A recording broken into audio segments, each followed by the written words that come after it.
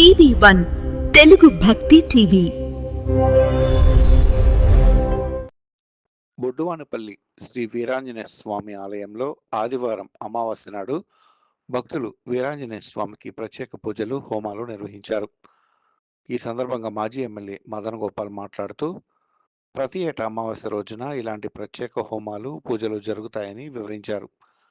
ఇక్కడ చుట్టుపక్కల సుమారు 26 గ్రామాల ప్రజలు స్వామికి పూజా కార్యక్రమంలో పాల్గొని స్వామి కృపకు పాత్రలవుతారన్నారు. గ్రామాల ప్రజల ఐకమత్యంతో వీరాంజనేయ స్వామి ఆలయానికి నిరంతర అభివృద్ధికి కృషి చేస్తున్నారని ఆయన తెలిపారు. ప్రతి ఏటా ప్రత్యేక దినాల్లో ఇక్కడ ప్రత్యేక పూజలు కూడా భక్తులు వైభవేతంగా నిర్వహిస్తుంటారని, అందరూ కలిసికట్టుగానే ఐకమత్యంతో ముందుకు వెళ్తుంటారని వివరించారు. ఈ కార్యక్రమంలో ఆలయ కమిటీ సభ్యులు, వివిధ గ్రామాల నుంచి వచ్చిన భక్తులు పెద్ద ఎత్తున పాల్గొంటారు. అనంతరం వచ్చిన భక్తులకు అన్నదాన కార్యక్రమాన్ని నిర్వహించారు.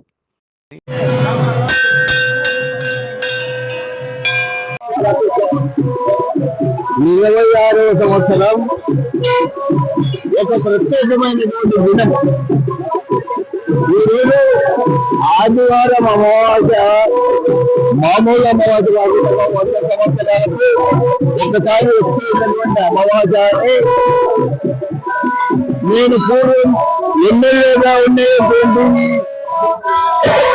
గ్రామ ప్రజలందరూ నా మీద ప్రేమతో మా కులదైవం, ఇంటి దేవుడైనటువంటి ఆంజనేయ స్వామి ఉత్సవానికి నన్ను ఆహ్వానించినందుకు నేను ఎంతో గర్విస్తున్నాను. వాళ్ళకు నాకు శిరస్సు వచ్చి ప్రత్యేకమైనటువంటి ధన్యవాదాలు చెల్లిస్తున్నాను. ఇకపోతే నేను కేవలం ఎమ్మెల్యే కాకుండా ఈ గ్రామాలలో ఉండేటటువంటి పిల్లలందరికీ విద్యాబోధన చేసేటటువంటి అవకాశం కలిగింది. 23 సంవత్సరాలు విద్యాబోధన చేసి, అదేవిధంగా మరి కోట్ల విజయభాస్కర్ గారి యొక్క ఆశీర్వాదంతో సర్వీస్ కమిషన్ కు చైర్మన్ ఎంతో మంది విద్యార్థులకు నేను ఉద్యోగం ప్రసాదించేటటువంటి అవకాశాన్ని ఆ దేవుడు నాకు కల్పించినారు. కాబట్టి ప్రత్యేకంగా కోరుకోవడం ఏమంటే, మొదట విద్య, బుద్ధి, తర్వాత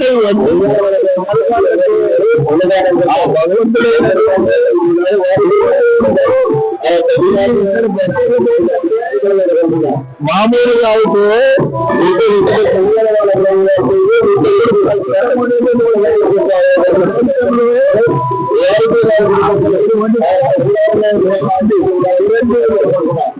చిరంజీవి 7 మందిలో వీరాంజనేయ స్వామి గారు ఈనాటికి ఉన్నాడని నమ్ముతున్నాను, చాలా చూస్తున్నాం. మరి అన్నిటికంటే ప్రత్యేకత ఏంటంటే, శ్రీరామ భక్త హనుమాన్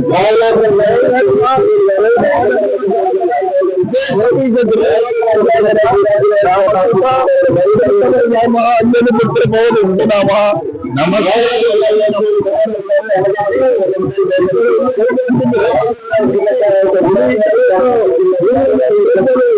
మరి ప్రత్యేకంగా కావాల్సినటువంటి పొలాలైతే వారి జీవనాధారం అంతా మీ సంపూర్ణ ఆశీర్వాదంతో కనిపించడని నేను ఒక ప్రత్యేక వ్యక్తిగా వాళ్ళ ఎక్కువ మెరుగుగా ప్రస్తుతానికి మరి ప్రపంచంలో ఉండేటటువంటి ఒక సాధారణమైనటువంటి బిడ్డగా మరొక్కసారి మీకు నా తలవంటి ప్రార్థన చేస్తూ ఇచ్చినటువంటి అవకాశానికి